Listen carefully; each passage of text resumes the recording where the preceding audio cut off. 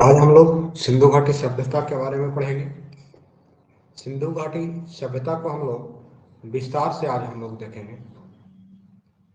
ठीक है, crack exam skill के द्वारा विस्तार से हम लोग सिंधु घाटी सभ्यता को देखेंगे। तो सबसे पहले जानते हैं सिंधु घाटी सभ्यता में किस प्रकार के प्रश्न आते हैं। तो कुछ प्रश्न को देखते हैं। प्रश्न है, निम्नलिखित में से कौन सा एक हड़प्पा स्थल नहीं है? हड़प्पा स्थल नहीं है। हड़प्पा स्थल कौन सा नहीं है?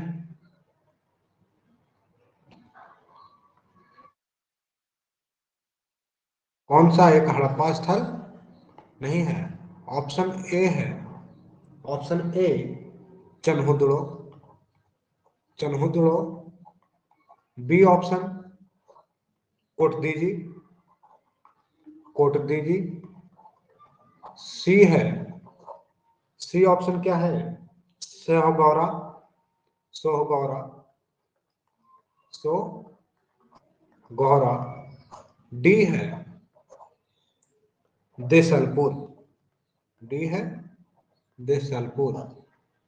निम्नलिखित में से कौन सा एक चन्हुदड़ो निम्नलिखित में से कौन सा एक मोहनजोदड़ो का या हड़प्पा सभ्यता का स्थल, हड़प्पा सभ्यता का स्थल कौन सा नहीं है? Option A Chanhudaro, B Kot Diji, C Sohgaura, D Desalpur. तो राइट आंसर क्या होगा? तो राइट आंसर जो है वो होगा आपका, राइट आंसर सी है, सहगौरा आपका नहीं है। सहगौरा क्या है? सिंधु घाटी सभ्यता का स्थल नहीं है।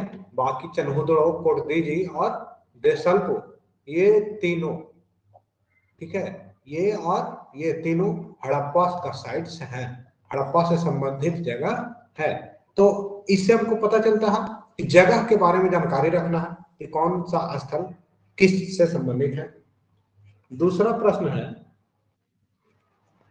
दूसरा प्रश्न, पानी के जहाज का टेराकोटा मॉडल, पानी का जहाज का टेराकोटा मॉडल कहां से मिला था?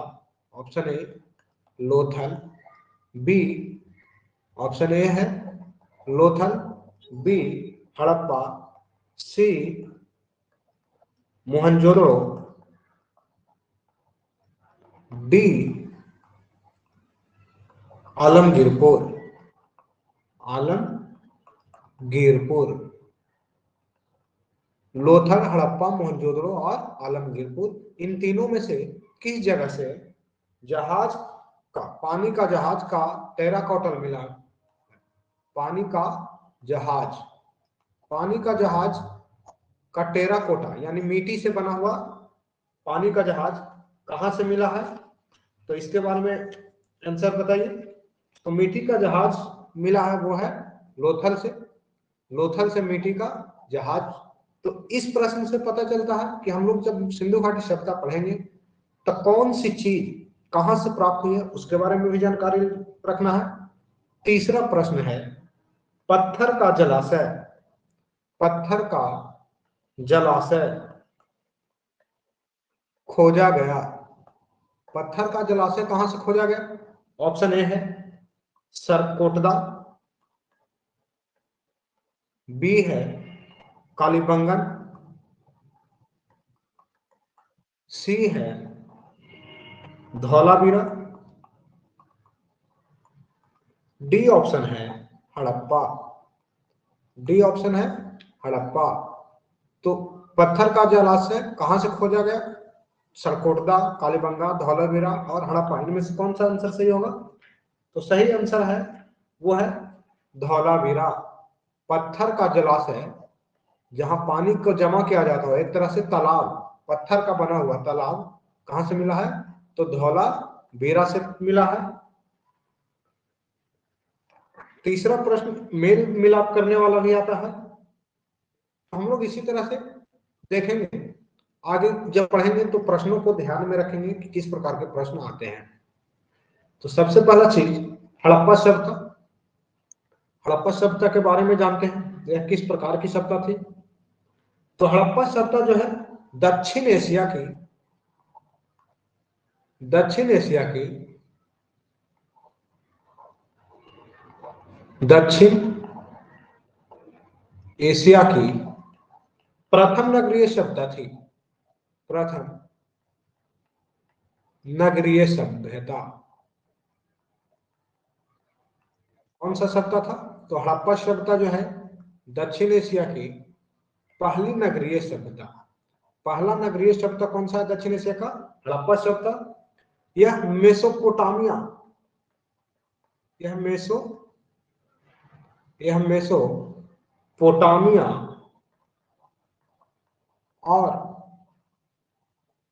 मेसोपोटामिया और मिस्र की सभ्यता का समकालीन था। मिस्र की सभ्यता के समकालीन था। समकालीन करने का मतलब क्या है कि मेसोपोटामिया की जब सभ्यता उत्पन्न हुई थी, जब थे उस समय मिस्र की सभ्यता थी, उसी समय हड़प्पा सभ्यता भी था। और इन मेसोपोटामिया, मिस्र और हड़प्पा, मेसोपोटामिया और मिस्र और हड़प्पा में, इन तीनों सभ्यताओं में हड़प्पा सभ्यता जो है सबसे बड़े क्षेत्र पर था। सबसे बड़े क्षेत्र पर कौन सा सभ्यता था? तो मेसोपोटामिया, मिस्र और हड़प्पा में सबसे बड़ा क्षेत्र पर था हड़प्पा। हड़प्पा का क्षेत्र जो था 370 एकड़ में फैला हुआ था। हड़प्पा सभ्यता का क्षेत्र कितने में है? 370 एकड़ में फैला हुआ है। हड़प्पा सभ्यता का नाम जो है इतिहासकारों ने सिंधु घाटी सभ्यता दिया था। हड़प्पा सभ्यता का नाम सिंधु घाटी सभ्यता दिया गया था। सिंधु घाटी सभ्यता, हड़प्पा सभ्यता का नाम सिंधु घाटी सभ्यता दिया गया था सबसे पहले। उसके बाद इसको हड़प्पा सभ्यता भी कहा जाने लगा। हड़प्पा सभ्यता कब कहा जाने लगा और सिंधु घाटी सभ्यता कब कहा जाने लगा?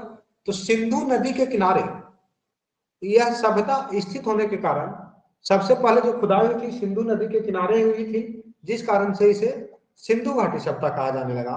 और हड़प्पा सभ्यता तब कहा जाने लगा जब यह क्षेत्र घग्गर हाकरा प्रदेश में, घग्गर हाकरा प्रदेश में जब खुदाई तो हड़प्पा सभ्यता, हड़प्पा की बस्तियां मिली, तब इसे हड़प्पा में सबसे पहले इस सभ्यता का पुरातात्विक स्थल की खोज हुआ था, इस कारण इसे हड़प्पा नाम दे दिया गया। यह सभ्यता ताम्र युगीन सभ्यता है। यह सभ्यता ताम्र युगीन सभ्यता है। या ताम्र युगीन सभ्यता कहने का मतलब क्या है? ताम्र युगीन कहने का मतलब जब तांबे का प्रचलन वाली सभ्यता विकसित थी, उसी सभ्यता के समय का यह सभ्यता है। हड़प्पा सभ्यता को 3 भागों में बांटा गया है। हड़प्पा सभ्यता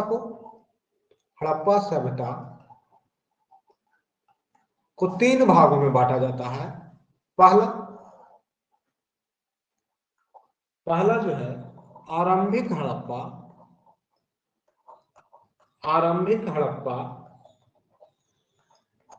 या पूर्व हड़प्पा काल। दूसरा है पूर्ण विकसित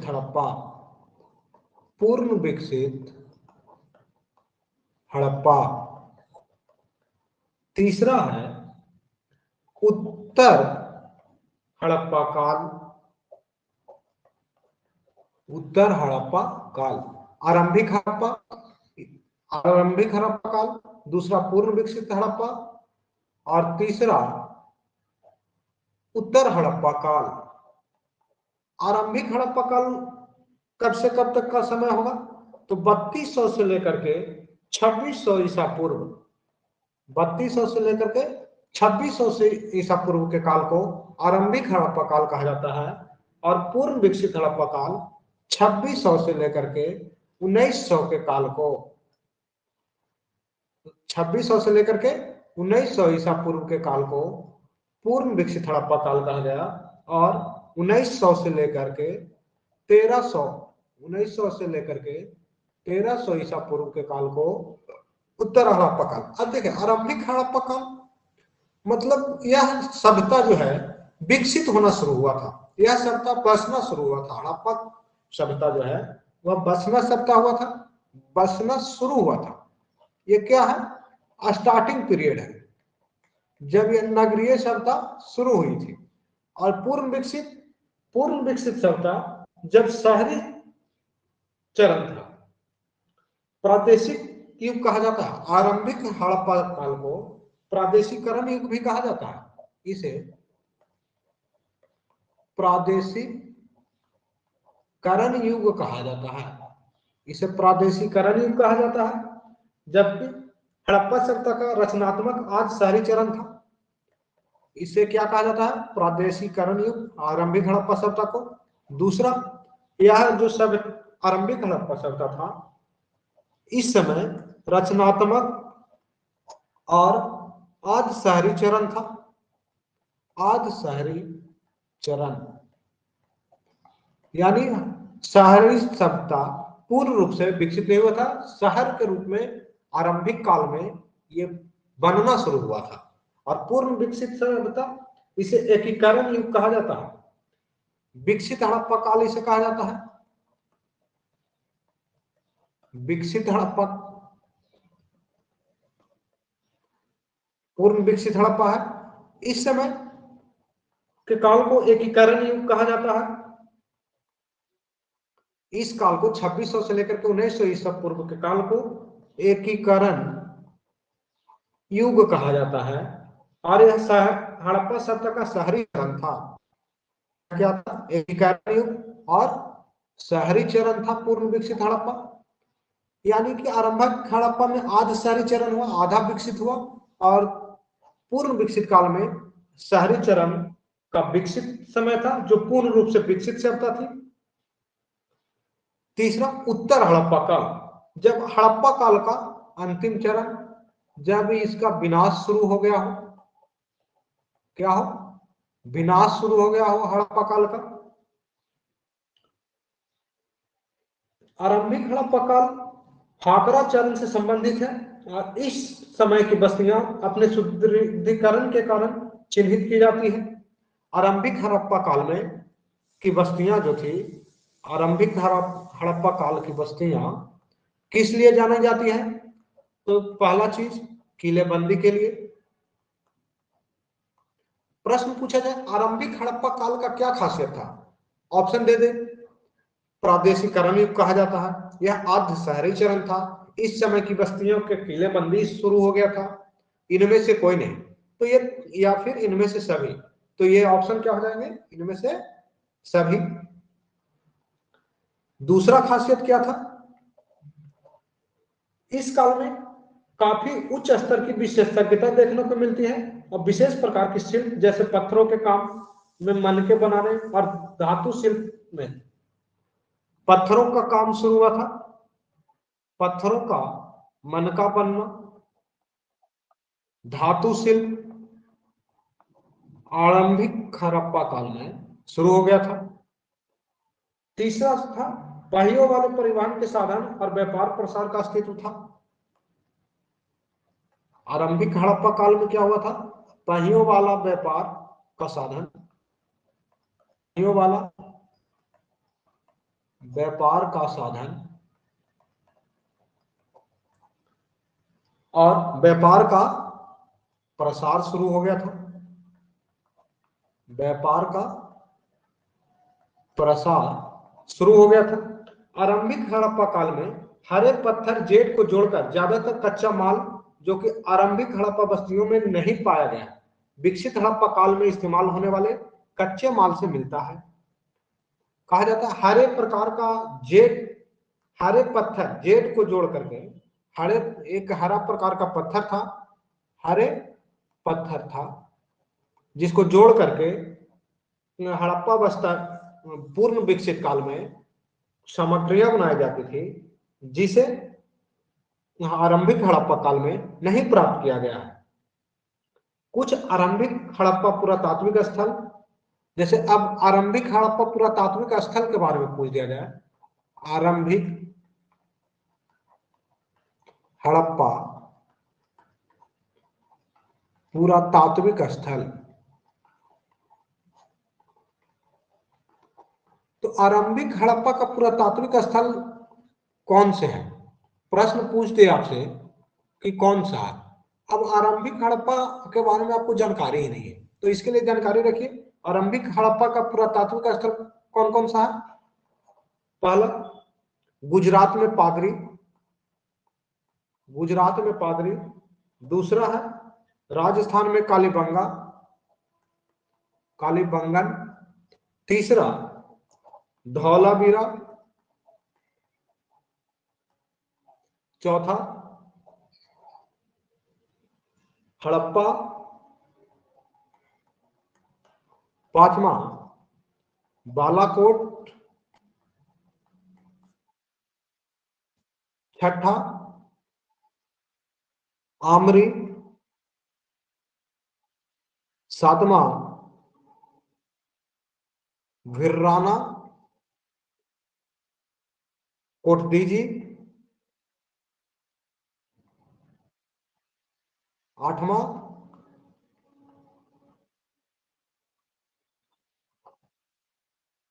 शिमला। ये जो है पादरी जो है गुजरात में है। पादरी जगह कहां है? गुजरात में। कालीबंगन राजस्थान में। धौलावीरा कच्छ गुजरात में। हड़प्पा पश्चिमी पंजाब, पश्चिम पंजाब। सिंध बालाकोट में है। सिंध जो है कहां है? बालाकोट में।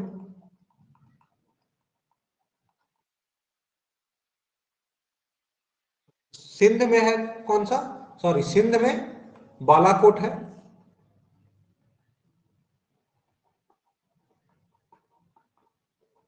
आमरी,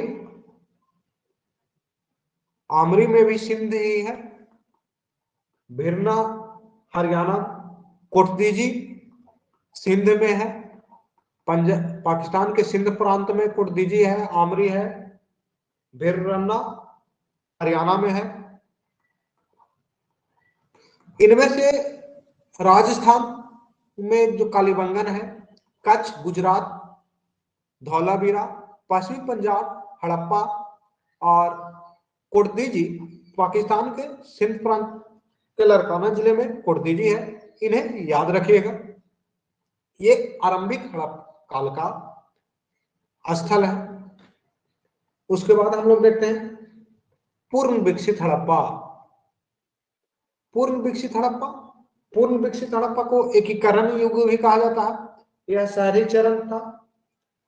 हड़प्पा सभ्यता का शहरी चरण था और इसकी दूसरी विशेषता था इसमें इस्तेमाल की गई सामग्री के समान है।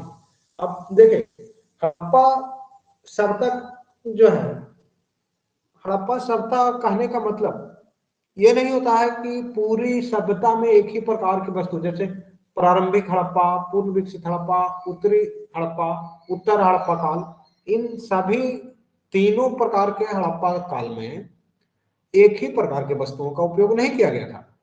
पूर्ण विकसित हड़प्पा काल के समान ही आरंभिक हड़प्पा काल में और उत्तर हड़प्पा काल में वस्तुओं का उपयोग की गई थी, जैसे ठेठ लाल और काली मिट्टी के बर्तन। ठेठ लाल और काली मिट्टी का बर्तन, काली मिट्टी का बर्तन का इस्तेमाल किया गया था। टेराकोटा की मूर्तियां मिली है जो कि पूर्ण विकसित हड़प्पा काल में मिली है और यह आरंभिक हड़प्पा काल में भी मिला, उत्तर हड़प्पा काल में भी मिला। तो इसलिए इन तीनों सभ्यताओं को हड़प्पा काल के अंतर्गत रखा गया, तीनों काल को। इसका और एक है ईंट का माप। ईंट का माप जो है 1:2:4 के अनुपात में था, जो कि आरंभिक हड़प्पा में भी 1:2:4 था और उत्तर हड़प्पा में भी। इसलिए इस समय जो 1900 से लेकर के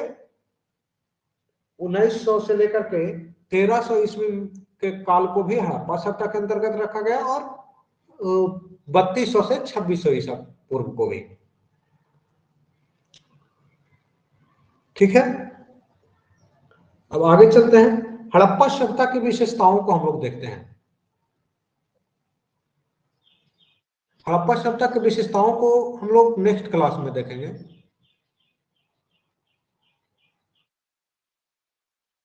ठीक है।